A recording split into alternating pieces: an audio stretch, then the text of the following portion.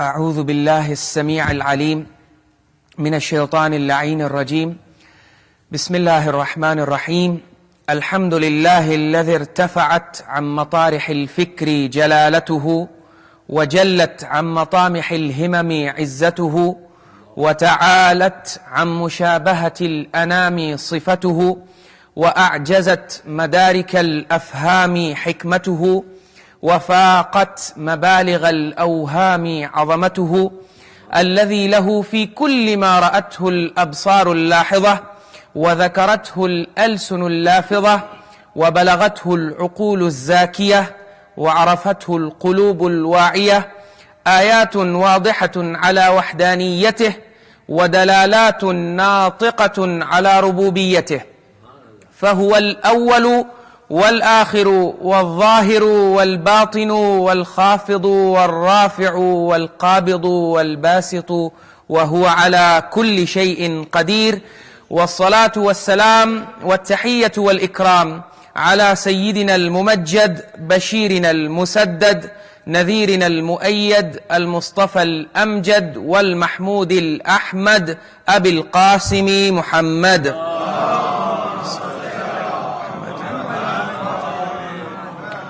وعلى أهل بيته الطيبين الطاهرين المنتجبين الميامين، الذين أراد الله أن يذهب عنهم الرجس وطهرهم تطهيرا.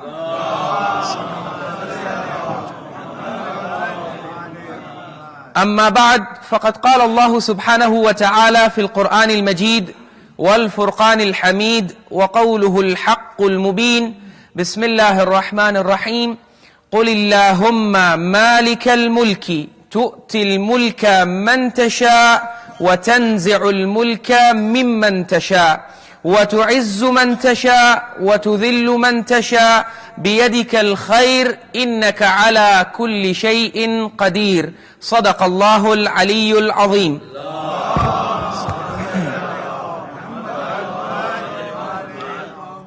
My respected elders, my dearest youngsters, brothers and sisters in Iman, Assalamu alaikum wa rahmatullahi wa barakatuh.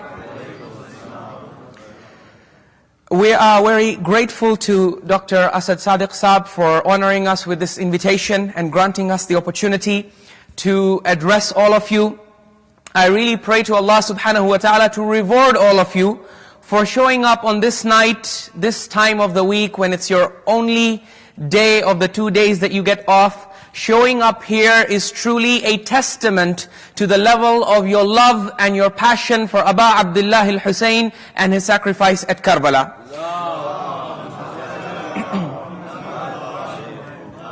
Because one has to recognize that you've already gone through this process of 12 majalis, and according to the reports that I received, these were very deep and philosophical irfani majalis. So one would assume that after listening to so much and digesting so much, you would be like, you know what, this is enough and this is it. But your love for Aba Abdullah al-Hussain is like a flame that cannot be extinguished. The thirst of it cannot be satiated or quenched, and that is why it brings you here again and again, and you keep coming day after day, week after week, and you will keep on doing so until your bodies, your souls are in your bodies. So may Allah subhanahu wa ta'ala reward you for that passion and that your love.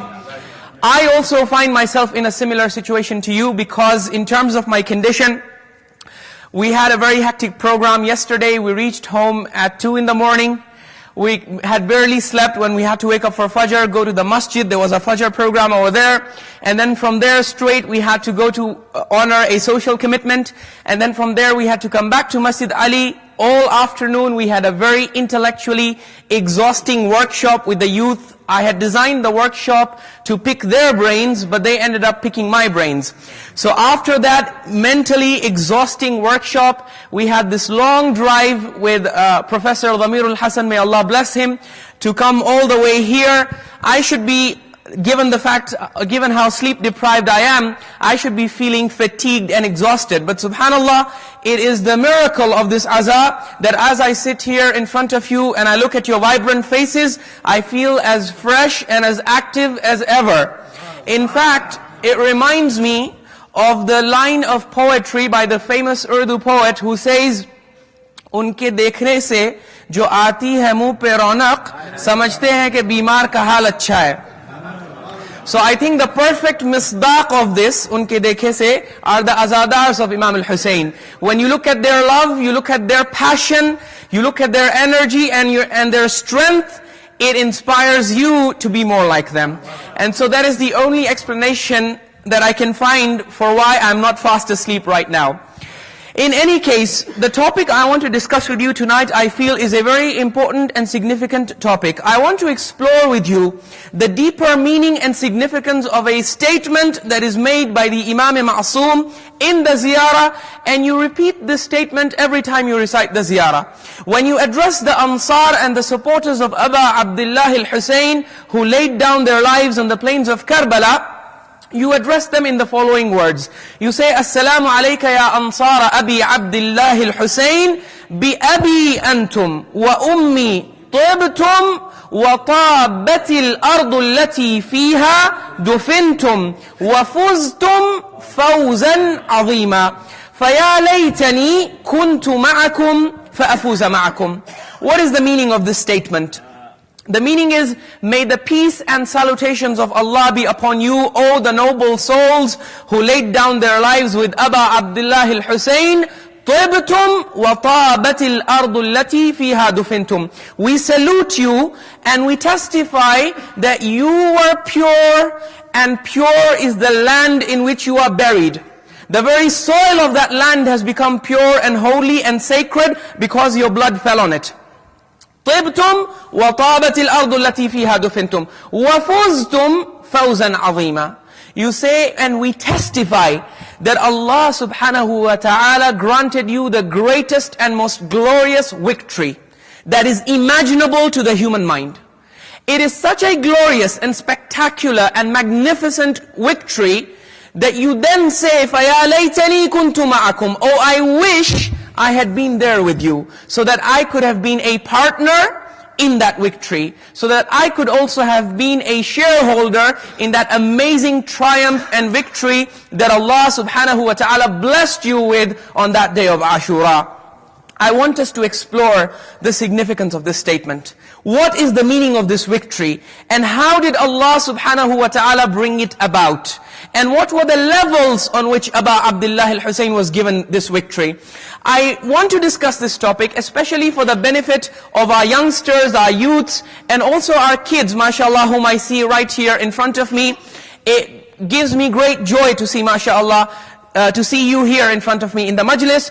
It's very important for you to understand this, and for our elders also to understand it, so that they should be in a position to communicate this to their children. Because sometimes the manner in which we conduct the azah, and the manner in which we have the majalis, we present all the masa'ib, we present the musibah of Imam al-Hussein, and we spread it across 10 nights, and then on the day of Ashura, you listen to the events and the accounts of the battle. What do you see happening?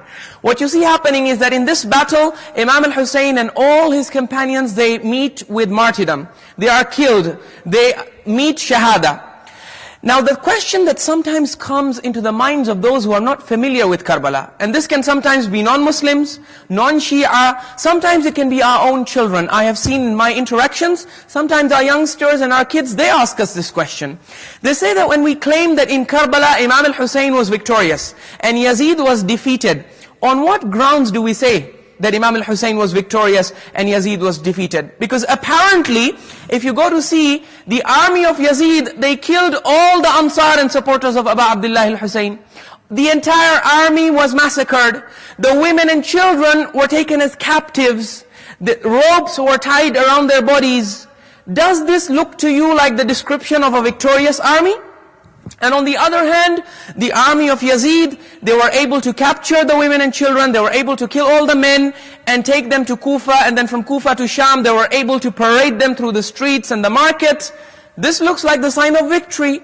So how do we and why do we claim and testify that Aba Abdullah al-Hussein, in spite of all of this, was given a victory by Allah that was so magnificent, that was so unrivaled, that was so unparalleled, that we actually pray to Allah and we wish that we had been part of that victory. And we work through this azar to become part of that victory. Because ultimately when you attend this majlis, you are saying labbaik to the call of Aba Abdullah al-Hussein when he said, Hal min nasirin yansuruna? Hal min dhabbin yadhubbu anna? Is there anyone to come to our help? By coming to the majlis, you are saying, Ya Aba Abdullah, count me among your supporters. I will come to this majlis. I will use the material that is presented in the majlis to reform myself. And by reforming myself and reforming the ummah, we will stand true to the mission for which you and your ashab laid down their lives. So the question is, what kind of victory is this? And how can we justify this victory and explain it to a non-Muslim, to a non-Shia, and also to our kids and our children? The answer exists on several stages. First of all, the first thing that we need to assert is that if you go to any, obviously you cannot bring Quran and Hadith all the time, because most of the time non-Shia or non-Muslim, you cannot appeal to them with the Quran. So you need to talk to them at their level. كَلِّمُ النَّاسِ عَلَىٰ قَدْرِ عُقُولِهِمْ, as the Imams of Ahlul Bayt used to say. Speak to people according to their intellectual level. So now when we speak to regular people according to their intellectual level, we can tell them in very simple terms that you can go and ask any military expert, any historian of the world, and he will tell you that the outcome of a war, that is victory or defeat, is not determined by counting the number of dead or slain or killed on either side. This is not the criterion for determining victory and defeat. Do you know why? Because if you make casualties, the number of people killed, you make this the measure of success and failure, then you will have to change world history. You will have to go and rewrite the textbooks that have given you the history of World War I and World War II. Why? Because if you look at the history of World War II, your history teachers will have taught you that this was a world war, it was a global war that took place on a massive scale. It took place between two armed forces. On the one hand, you had the United States of America, the US of A, this country. You had Great Britain, you had France, you had China, you had the Soviet Union. You had all these countries, these were the Allied forces. And on the other hand, you had Germany, you had Japan, you had Italy. These were the Axis nations. Go and ask any historian, who was the winner of this war, World War II? Every historian in this world, be it in Germany or Japan or India or Pakistan, every historian will tell you it was the Allied forces. The US, the UK, China, the Soviet Union, France, these were the winners, the undisputed winners. And they will tell you that the Axis forces, that is Germany and Japan and Italy, these were the losers. They lost the war. But then you can put to them the question, if you're going to operate on the mentality that victory or success should be determined by counting the number of dead, then let me give you the statistics. Go and ask the historians, they will tell you that the number of soldiers that was killed on the side of the Allied forces, the winners, was twice the number that was killed on the side of the Axis forces, which were the defeated nations. So historians will tell you that on the side of the Allied forces, 16 million soldiers were killed. These were the winners. On the side of the losers, how many soldiers were killed? 8 million. So this is half the number of soldiers that was killed on the side of the victorious nations. If you look at the number of civilian dead, the number of civilian dead on the side of the Allied forces is 45 million. On the side of the Axis forces, the losers, only 4 million. 4 million civilians were killed. Where is 45 million and where is 4 million? If you look at the total number of dead, on the side of the Allied nations, the winners, 61 million dead. These are estimates, obviously. They can't count every soldier, but these are estimates. 61 million soldiers and civilians combined, that's the number. On the side of the Axis forces, how many? 12 million. Very true. So 61 million on the side of the winners, 12 million on the side of the losers. Well, if the measure and the criterion for victory and defeat, failure and success, is counting whether the army on this side that has been killed is more, or the army on that side is more, then you should say the Allied nations were the losers, because they lost more people, they suffered more damage, they lost more men. And you should say that the Axis nations, Germany, Japan and Italy, are the winners, because they lost fewer men and they suffered lesser damage. But the historians and the military experts will tell you that this is a very superficial way of determining victory and success. This is not how you tell who won the war. Do you know what they say, what world historians and military experts will tell you? What is the actual criterion? It's not the number of dead. It is, you look at the objectives for which the war was fought. Whichever party was successful in achieving those goals and those objectives, they are the winners. Even if they lose more people, even if they lose their entire army, but they are able to achieve the aim and objective for which they waged that war, they are the winners, irrespective of how many people die. And if they fail to achieve their goals and their objectives for which they are fighting the war, then it doesn't matter how much damage they do to the other side, they are the losers. And all historians of the world accept this fact.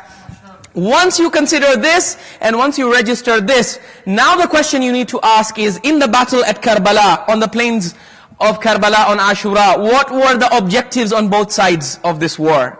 Remember, we always assert and we always remind our brothers, do not be fooled by those people who try to project the battle at Karbala as a battle between two princes.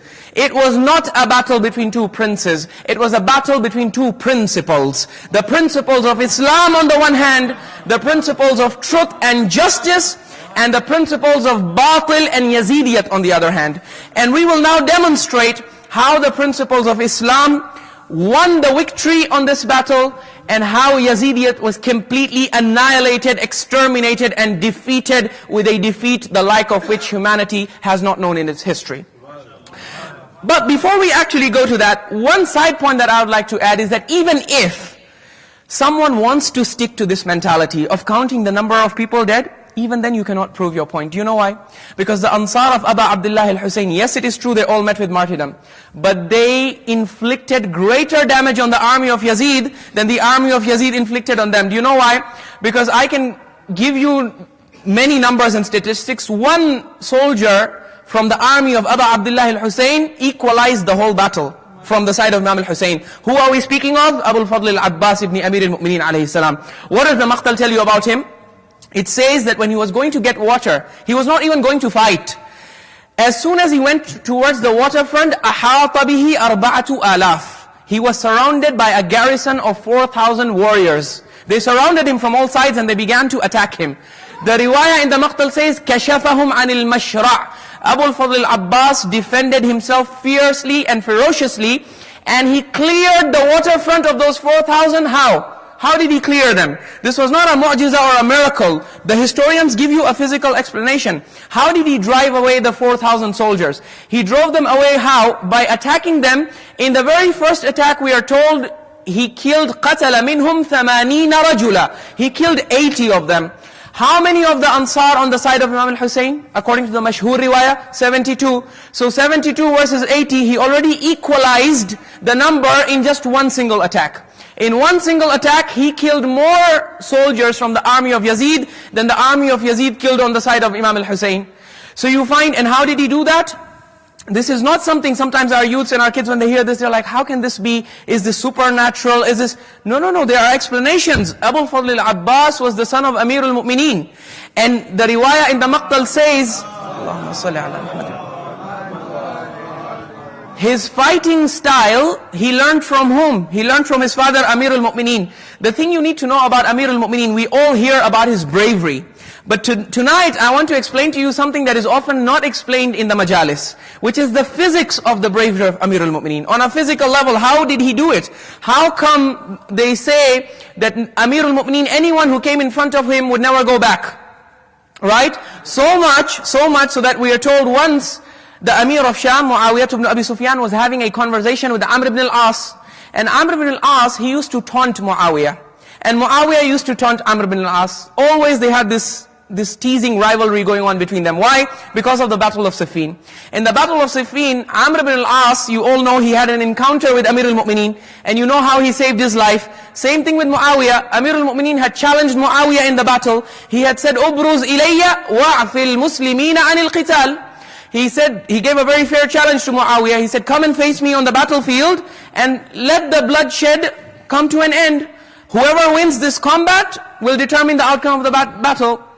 When Amir al-Mu'mineen made this challenge to Muawiyah, he was shivering and shuddering. But Amr ibn al-As turns to Muawiyah, and you know what he says? This is his chief advisor. He says, لَقَدْ أَنصَفَكَ. He says, if you ask me for my humble opinion, I think he has done insaf. He has given you a very fair challenge. Why should so many people die? Why don't you go and fight against him? You know what? Maybe you can kill him. And then, once you're done, the mulk, the khilafah is yours.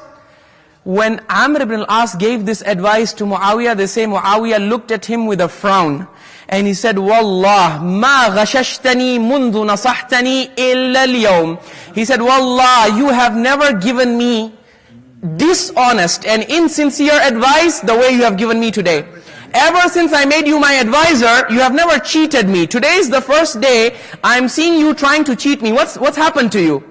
He says, أَتَأْمُرُنِي بِمُبَارَزَةِ أَبِي الْحَسَنِ وَأَنْتَ تَعْلَمْ أَنَّهُ الشُّجَاعُ الْمُطْرِقُ. He says, what are you commanding me? Are you advising me to go and face Abu al-Hasan in the battlefield when you know that he is the ultimate hammer and we are like nails in front of him? You are giving me the command, this is your advice? And then he says, I know why you are giving me this advice. أَرَاكَ طَمِعْتَ فِي إِمَارَةِ الشَّامِ بَعْدِي. You want to become Khalifa, so you want to get rid of me. Because obviously if I go to Amir al-Mu'mineen, there is only one outcome, death, certain death. It's a death sentence. So you want to become the Khalifa after me, you want to take the power away from me, that's why you are giving me this advice. Get lost, and he rejected the challenge, that's why. So anyways, after the Battle of Siffin, these two, they always used to tease each other. Muawiyah used to tell Amr ibn al-As, you should be forever grateful to that part of your body which saved your life. Amr ibn al-As used to say that, oh Muawiyah, you should be grateful for the fact that you did not actually meet him in the battlefield. Otherwise, your wife would be a widow by now and your children would be orphans. Finally, when they would get tired of teasing each other, you know what they would conclude? Amr ibn al-As would say, okay, stop teasing me and I'll stop teasing you. You know why? Because al-firaru min al-harb, you see, according to the Arabs, running away from the battlefield, refusing a challenge, this was aib. This was the greatest defect. It was something to be ashamed of. So Amr ibn al-As, he gives the conclusion. He says, Al-firaru min al-harbi aibun illa min Ali ibn Abi Talib. He says, let us agree to this, let us agree on this, that it is an aib, it is a defect to run away from the battlefield from everyone except Ali ibn Abi Talib. If you run away from Ali ibn Abi Talib, there is nothing to be ashamed about.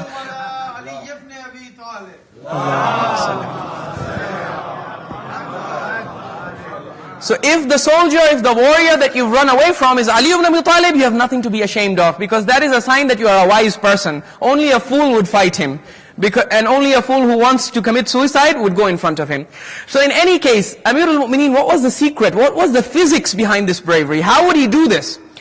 You find this in the riwayah that we are given by Al-Allama Ibn Abi al-Hadid al-Madaini al-Mu'tazili in Sharh Nahj al-Balagha. This was a Mu'tazili scholar. He shares with us this riwayah that gives us an insight into the fighting technique and the fighting style of Amir al-Mu'mineen. And this is a riwayah that is unfortunately not presented often from the mimbar, and that's why we sometimes wonder, how would he do it? We don't have a clear picture. So I'll present this before you as quickly and as briefly as I can.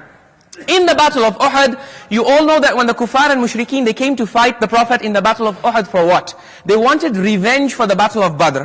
Because the Prophet's army, particularly Hamza and Imam Ali, they had decimated the army of the kuffar. They killed 70 of their bravest warriors in the battle of Badr. And these 70 warriors, they had relatives. They had brothers and sisters and mothers and fathers who were thirsty for the blood of those who had killed them. And the major killing machines on the battle of Badr were who? The same. Amir al-Mu'mineen killed half of those 70. 35 were killed by Amir al-Mu'mineen alone. So anyways, when they came to the battle of Uhud, their number one mission was to get revenge for those who had been killed in the battle of Badr. And that's why one of the people who had lost many relatives in the battle of Badr was a man by the name of Jubayr ibn Mut'am. Jubayr ibn Mut'am brings the most expert and well-trained Abyssinian slave with him to the battlefield. Who is this slave? Wahshi. Sometimes when they project him in documentaries and films, they show you as if Al-Wahshi was the slave of Hind, the wife of Abu Sufyan. But actually that is inaccurate. The reason why he came to be associated with Hind is because Hind gave him a reward at the end of the battle. So sometimes people get confused and they think she gave her the reward because he was her slave. But he was not her slave, he was the slave of Jubayr ibn Mut'am. He is the one who brought Al-Wahshi to the battlefield. They say as before the beginning of the battle of Uhud, he brought Wahshi to the battlefield. He said, look, we have come here for revenge. And I am told that you are the best at throwing the spear. There is no one better than you. You are the ultimate expert. So here's what I want you to do. I'm giving you a list of 3 high priority targets. If you can kill any one of these 3 targets, neutralize them, as they say in CIA language. Neutralize them, or basically eliminate them. Do them, kill them. If you can kill any one of these 3 targets, they're very high profile targets, I will give you your weight in gold as well as your freedom. Imagine, what a big reward. For a slave, the most precious thing is his freedom. He says, if you kill any of these 3 personalities, I'll not only give you your freedom, I'll give you your weight in gold. Wahshi says, tell me the names. Who are these people? The first name on this list is the name of the Holy Prophet Muhammad Mustafa sallallahu alayhi wa sallam. He explains to Wahshi, he says, this is our number 1 target. If you can eliminate him and kill him, you don't need to do anything else. We will give you the best reward in the world. We'll give you your freedom and your weight in gold, because he is the root cause of why we are here. If you can eliminate him, this is over. This whole battle and war is over. So Wahshi said, okay, fine, show me. I don't know who this Muhammad ibn Abdullah is, show me. So he sent a man and he said, go and show him the Prophet. The Prophet of Allah at this time, remember, this is the beginning of the battle. The battle has not officially begun yet. They have arrived at the battlefield, the armies are facing each other. At this point, Rasulullah was organizing the army. Before the battle, the Prophet of Allah would arrange the ranks and place them in their battle formations. So he pointed to Rasulullah, this person, and he shows Wahshi, he says, you see, that's Muhammad ibn Abdullah, the one who is organizing the army. This is the person that you have to kill. So Wahshi looks at him and he's like, okay, no problem. Then he stands there for a few moments, and after a few moments pass, he comes running to Jubair ibn Mut'am. Jubair ibn Mut'am looks at him, he says, have you seen Muhammad ibn Abdullah? He says, yes, I have seen him. He says, can you kill him? He says, absolutely not. Impossible. Completely impossible. Jubair ibn Mut'am says, what do you mean impossible? What's so difficult? He said, well, at first when I saw the Prophet, I thought I could kill him, and I thought I could attack him, but then, that was when the Prophet was arranging the army. You have to keep in mind, after the Prophet would arrange the army, he would go and stand at the rear of the army, because he would give the commands from behind. So he had this position that he used to stand, and as soon as he would come and stand on that position, there was an elite vanguard, a hardcore battalion of his closest and choicest companions, who would come and surround him from all sides. So this elite vanguard would surround the Prophet, and they were armed to the teeth. They were armed and equipped with spears and swords. So Wahshi comes to Jubair ibn Mut'am, he says, it is impossible for me to kill the Prophet. You know why? Because I cannot even see him. He is surrounded from all sides by swords, by spears, by arrows. You cannot even see him. How will you kill him?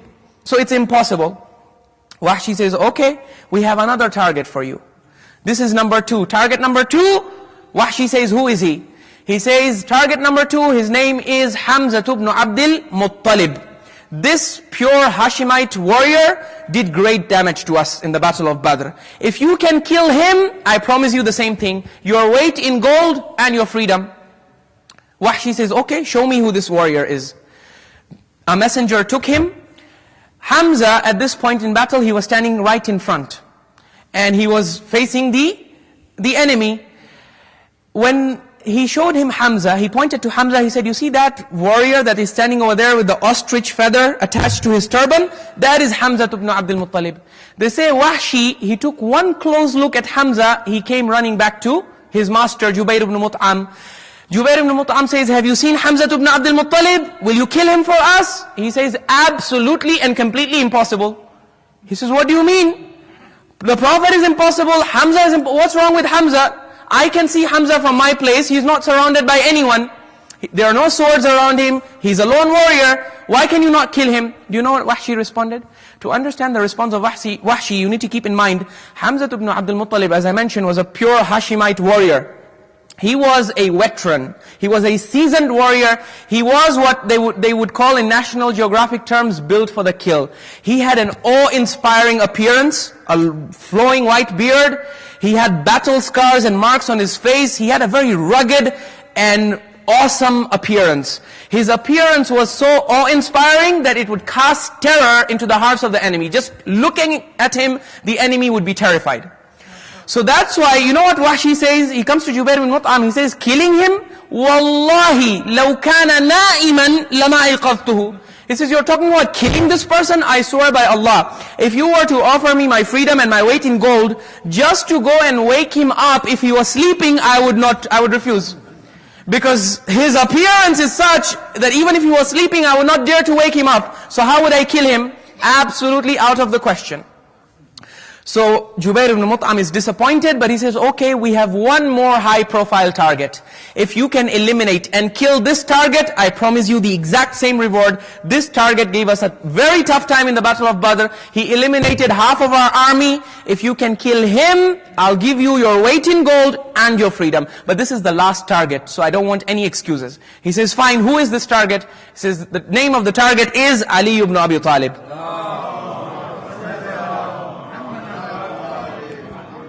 Wahshi had never seen Ali ibn Abi Talib before. He says, okay, show me, where is Ali ibn Abi Talib? The messenger takes him, he says, he points to a young man, Amir al-Mu'mineen, in his early 20s, in the Battle of Uhud. He was not an old man, young man. He points to him, you see that young man over there? With that look, and with that sword, that two-pronged sword in his hand? Yeah, that is Ali ibn Abi Talib. Wahshi comes running back to his master, and he says, Ya Jubair ibn Mut'am, oh Jubair ibn Mut'am, now you are talking. This is the target that I can eliminate very easily. How? He says, well, I saw a young man who doesn't look, like he has too experienced. He doesn't look like he could offer me any problems. So don't worry about it. As soon as the battle begins, within the first 5 minutes, I will finish him off.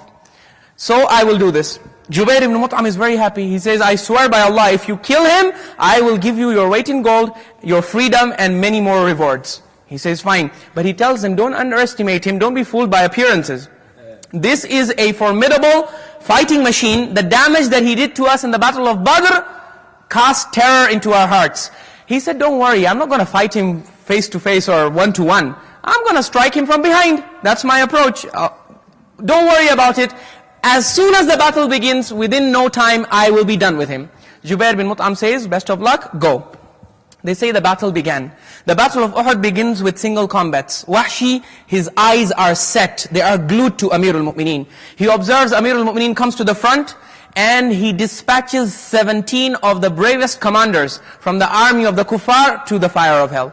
One after the other. But he's not moved by that, because he knows he has his strategy in mind. He's waiting for the battle to begin, for there to be some confusion, so that he can get behind Amir al-Mu'mineen and strike him from behind. They say that when the battle began, Wahshi began to actively pursue and follow Imam Ali. His eyes, the riwayah says, were glued to him. He was following him slowly and gradually. They say the battle went on and on and on and on. After the battle had gone on for quite some time, Wahshi comes running to his master, Jubair ibn Mut'am. Jubair ibn Mut'am asks him, have you finished Ali ibn Abi Talib? He says, far from it. I made a severe miscalculation. The severe miscalculation is that out of the 3 targets that you had given me, do you know what I discovered? This third target is the most impossible of all the 3 targets. Jubair ibn Mut'am says, what do you mean? He said, Wallahi, innahu lahadhiqun mariq. He said, I have never seen, I am an expert in attacking moving targets, but I have never seen a target that moves like him. He said, what do you mean? He said, innahu lakal barq. He says, he moves like lightning.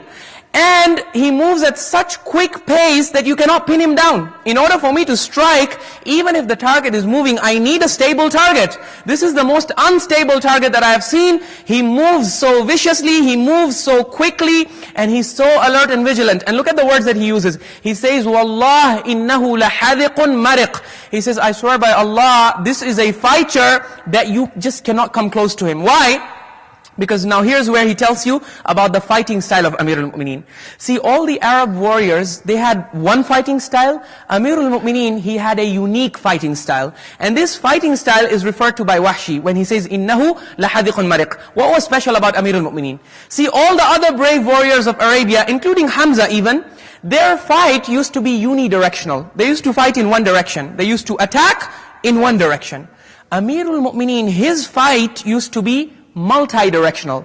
Meaning when Amir al-Mu'mineen would fight in the battlefield, he would be literally like a tornado. Have you seen a tornado? It spins, right? It goes in circular motions. Amir al-Mu'mineen, when he would fight in the battlefield, he would literally spin. He would rotate and revolve. And he would fight in circular motions. And the benefit of this motion would be that at every given moment, he would be defending himself from every side. From in front, from the right, from left, from behind. He used to be moving so quickly that you could never get behind him. You could never attack him. Because if you try to get behind him, he's in front of you. One moment you are behind him, the next he's in front of you. So because he used to fight in these circular motions, Al-Wahshi kept on following him, and he comes defeated and dejected, and he comes and tells his master, he says, I made a huge mistake, I made a severe miscalculation of all the 3 targets that you gave me. Amir al-Mu'mineen Ali ibn Abi Talib is the most impossible target. There is no way in this world that you can kill him, because he is a fighting machine. So Allahu Akbar, Jubair ibn Mut'am said, there is no 4th name on this list. You either kill one of these 3, otherwise the deal is off. So they say he tried the Prophet again. The Prophet was surrounded by swords from every angle. He said, this is impossible. He again looked at Amir al-Mu'mineen, same motion, moving like a lightning. Finally, he was disappointed and he had almost lost his hope. But when the companions of the Prophet, the 50 archers who had been stationed at the rear to guard the army from the rear, when they disobeyed the command of the Prophet, the kuffar attacked from behind, there was chaos and confusion. Wahshi took advantage of that chaos and confusion. He hid behind a rock and he aimed at Hamza, and that is how Hamza was finally the one of those 3 who was martyred. But what this demonstrates before you is the physics of Amir al-Mu'mineen's bravery and the bravery of his children. Al-Abbas, if he was able to kill 70 or 80 on the battlefield, it's nothing to be surprised. The very physics of their fighting style was such that they would defend themselves from every side. And that's why one very interesting fact about Amir al-Mu'mineen is that most of the time he would not even wear armor in the battlefield. But when he would wear armor, sometimes he would wear armor, he had a very special and unique armor.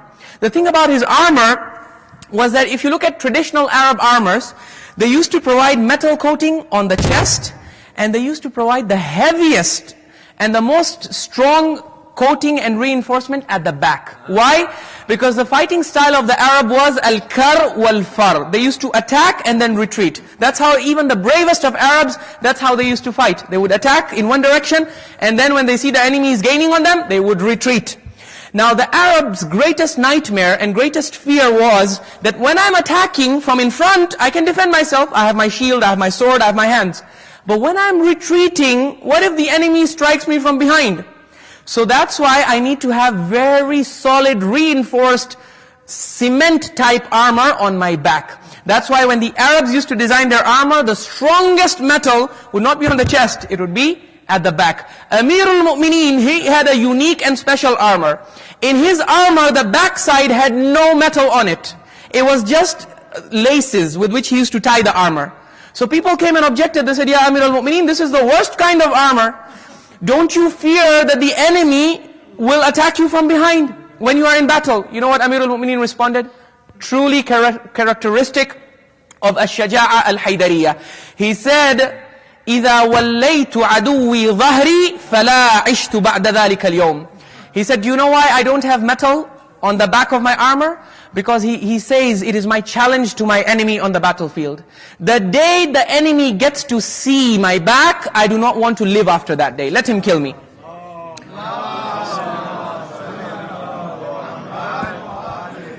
So that's why the unique thing about the armor of Amir al-Mu'mineen was it had nothing at the back, and that's why this goes to show you and showcase before you the bravery. In any case, my point is that even if you look at statistics and if you look at sheer raw numbers, you cannot prove that the army of Yazeed inflicted greater damage on Aba Abdullah al-Husayn's army. No, the army of Imam al-Hussein inflicted greater damage even on a material level. But as we mentioned before, success and failure, victory and defeat is not determined by counting the number of dead. It is determined by looking at the objectives.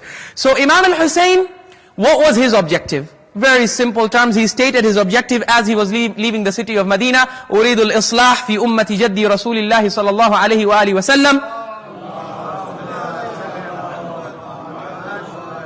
He said, I want to revive and reform the ummah of my grandfather. I want to prevent Islam from being distorted and changed.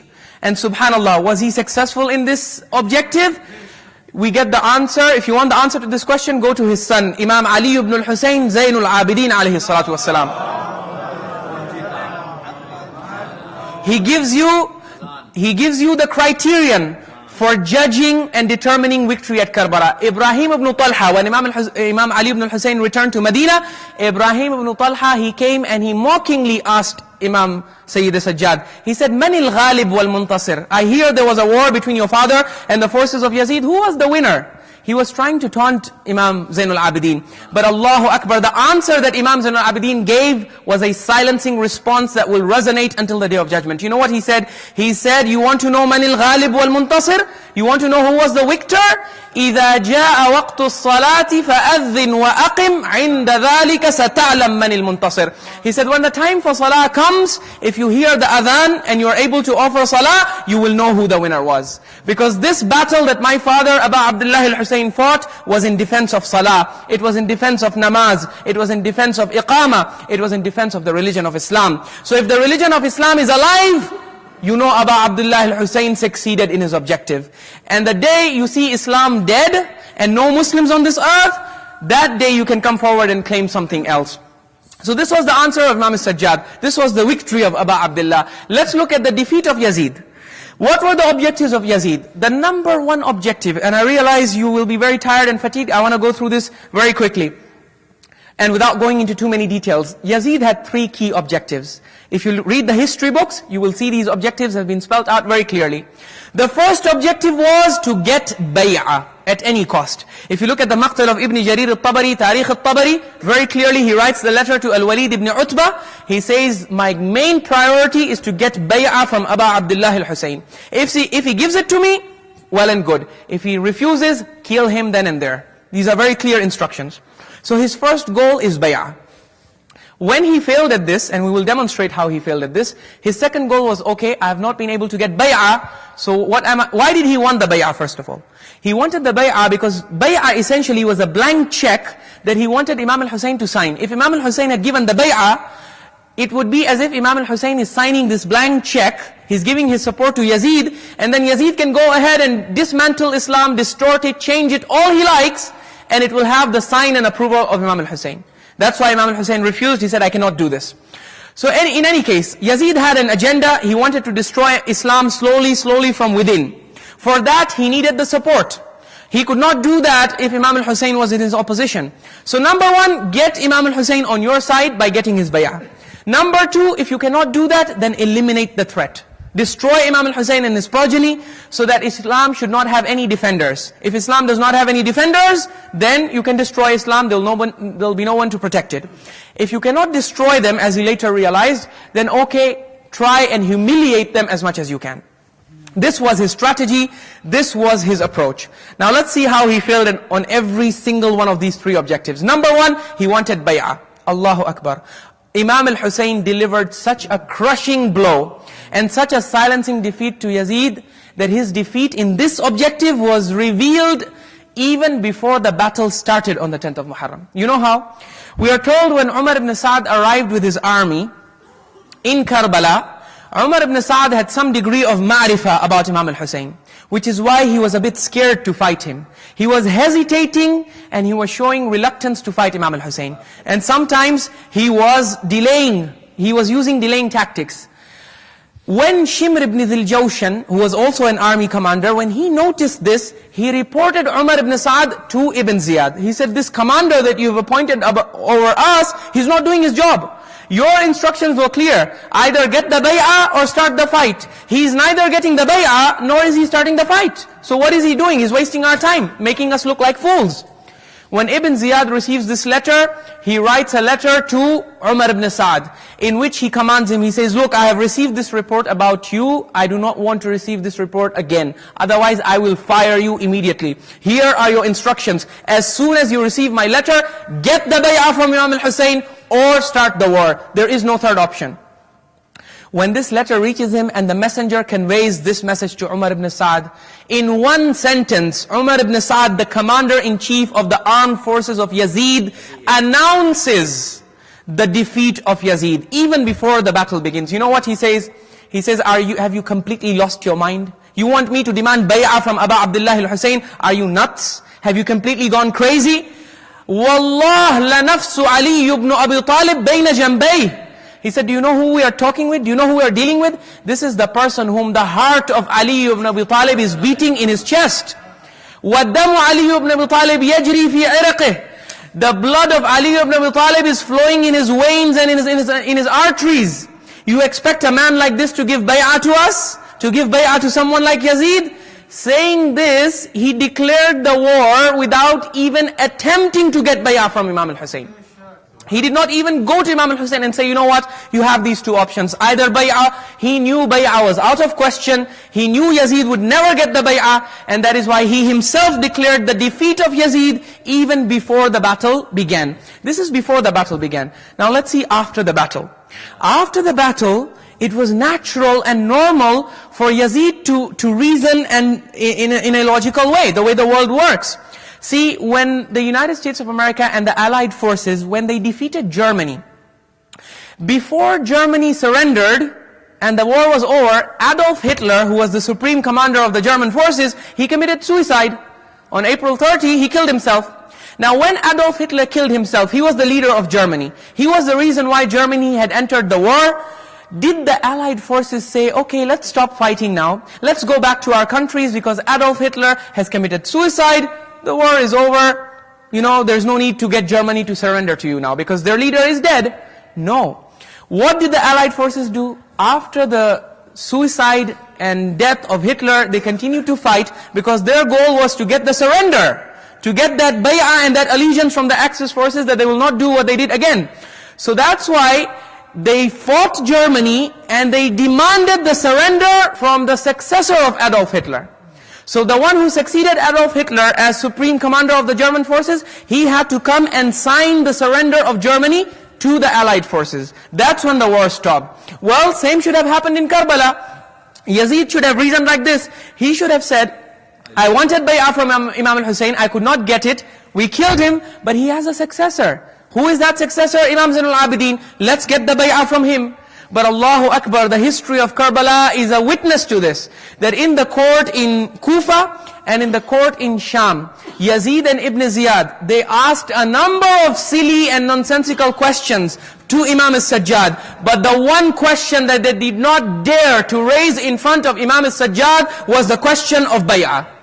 And this proves to you the supreme victory of Aba Abdullah al-Hussein.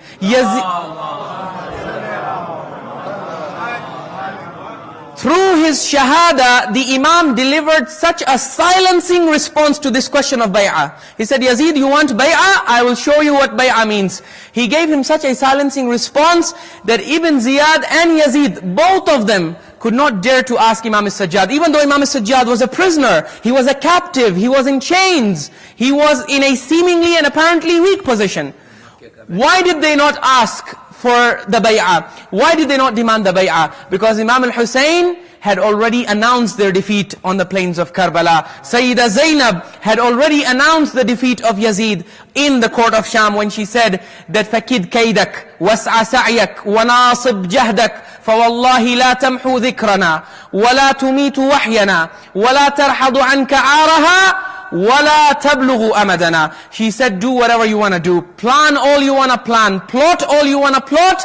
you will never extinguish the light of revelation that came to our house. You will never be able to destroy the Quran. You will never be able to erase our dhikr and our remembrance from the hearts of our lovers and our Shia. And you will never be able to wipe off the stain that this event is going to cause to you. And you will never reach our level. So Bibi Zainab announced the victory of Aba Abdullah al-Hussein after the battle, and before the battle it was announced in Karbala itself. So you can see on the question of bay'ah, complete defeat, shameful defeat.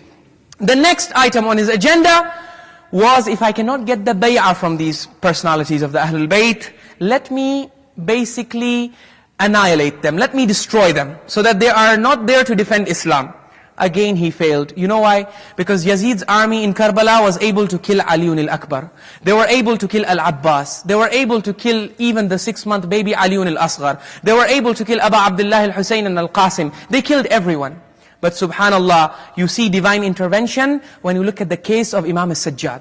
How did Imam al-Sajjad survive this ordeal?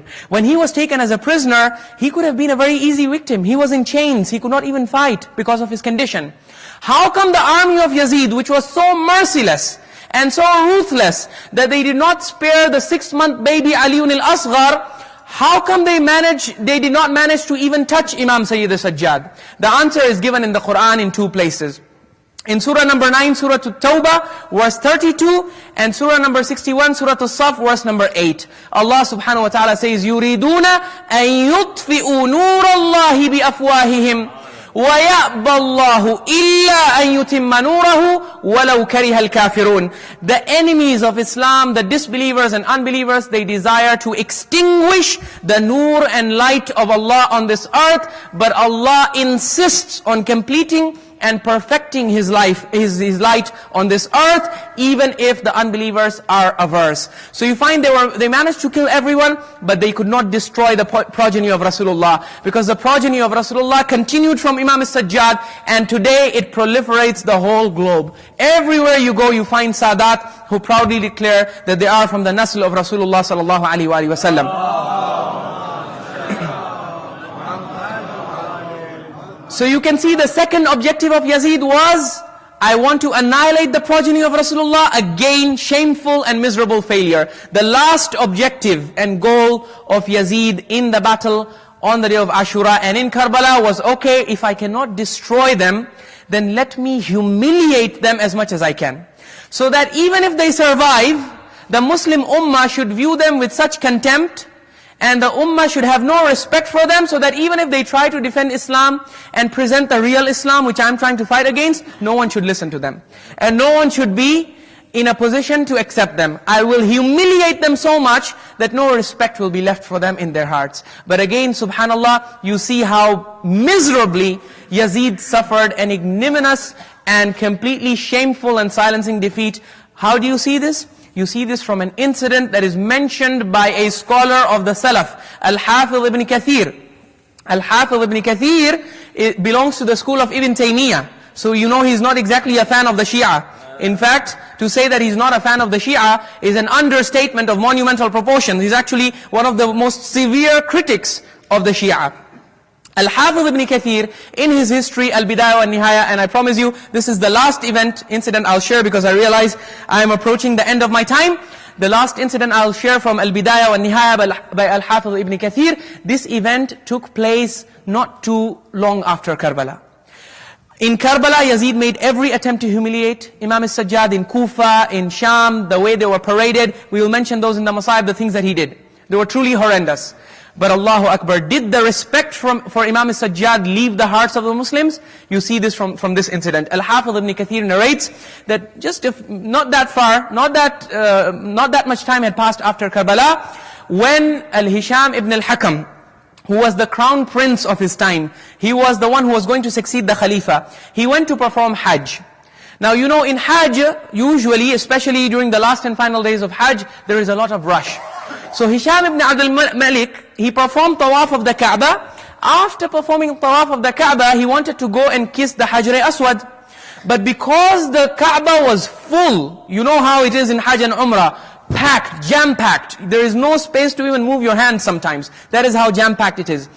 Because of the crowd, Hisham bin al-Hakam could not reach the Hajar al-Aswad. He could not even see it. And it was beneath his honor and his dignity to go in the crowd and be pushed by people here and there. He's the crown prince. So he orders the people, he asks them to put a throne for him. He sits on his throne away from the Kaaba and he observes the people. People are coming, people are leaving. He's waiting for the crowd to thin so that he can go and kiss the Hajarul Aswad. Allahu Akbar. As that is going on, suddenly the riwayah says, دخل المسجد علي بن الحسين زين العابدين عليه الصلاة والسلام. Our fourth Imam, Sayyid Sajjad, he enters the Masjidul Haram.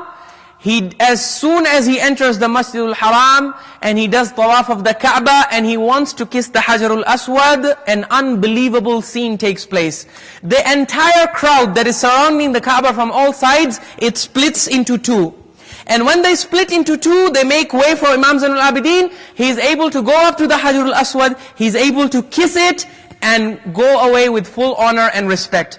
The delegation, the Syrian delegation that had come with Hisham bin Abdul Malik, they are stunned, they are shocked, they are surprised. That the crown prince, he's waiting here for hours, no one is asking anything, no one is attending to him.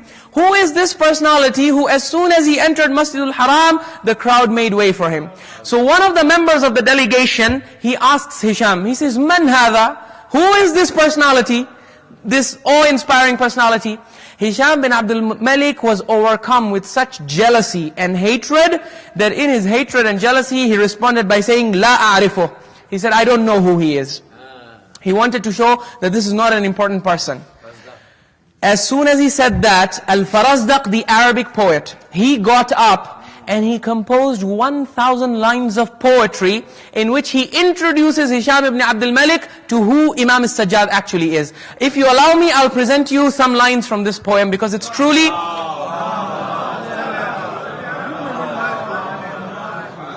amazing. And coming from Farazdaq, Farazdaq is no ordinary poet. He is the master poet of Arabic literature. The scholars of Arabic, they say, لَوْلَا شِعْرُهُ لَذَهَبَ ثُلُثُ لُغَةِ الْعَرَبِ. If it had not been for the poetry of Al-Farazdaq, 1/3 of the Arabic language would have been lost. 1/3 of the Arabic language was preserved just by his poetry. So this is no ordinary poet we are talking about. We are talking about the chief poet of his time.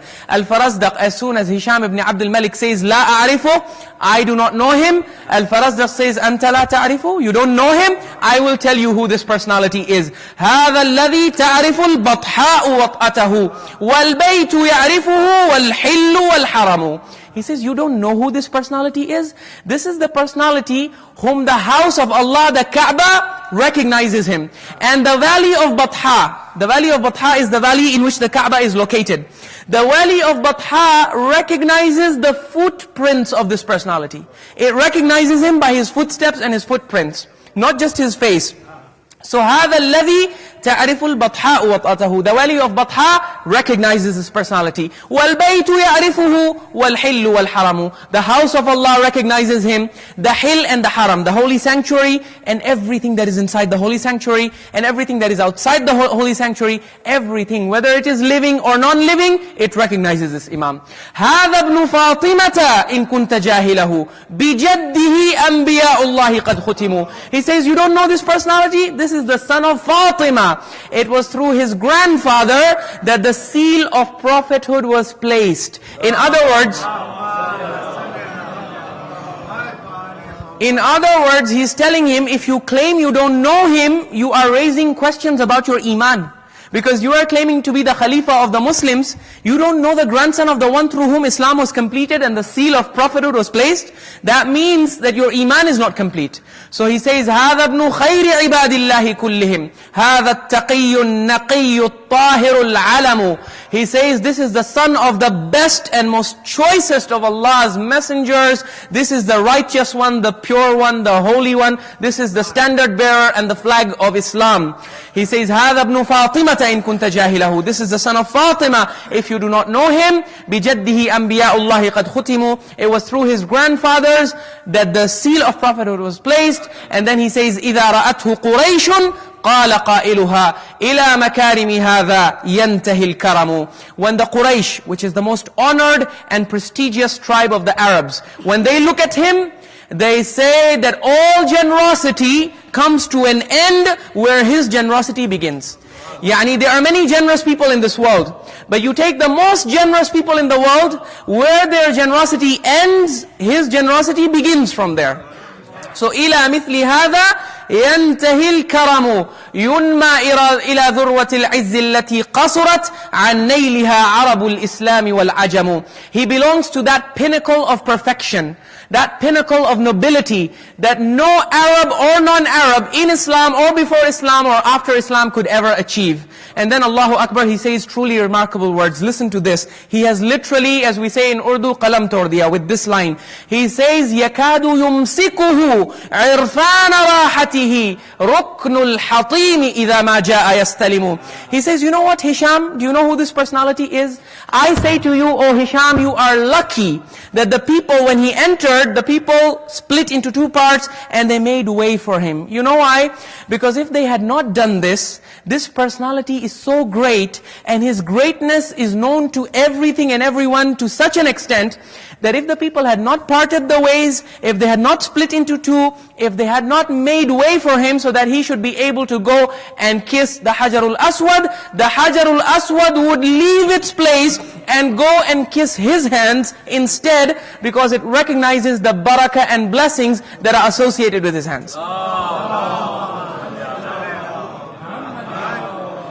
So he says, يَكَادُ يُمْسِكُهُ عِرْفَانَ رَاحَتِهِ رُكْنُ الْحَطِيمِ إِذَا مَا جَاءَ يَسْتَلِمُ. Even the Hajarul Aswad is familiar with his hands. It knows the barakah and the blessings that are associated with these hands. That's why if people did not make way for him, the Hajarul Aswad would leave its place and go and kiss his hands. And then he says, يَنْشَقُّ نُورُ الْهُدَى عَنْ نُورِ غُرَّتِهِ كَالشَّمْسِ يَنْجَابُ عَنْ إِشْرَاقِهَا الظُّلَمُ. The light of guidance emanates from his forehead, like the sun when it rises, it dispels all the forces of misguidance and darkness. He says, يُغْضِي حَيَاءً وَيُغْضَى مِن مَهَابَتِهِ فَمَا يُكَلَّمُ إِلَّا حِينَ يَبْتَسِمُ. Everyone who comes in front of him is forced to lower his gaze. Why? Because of his awe, the awe-inspiring personality.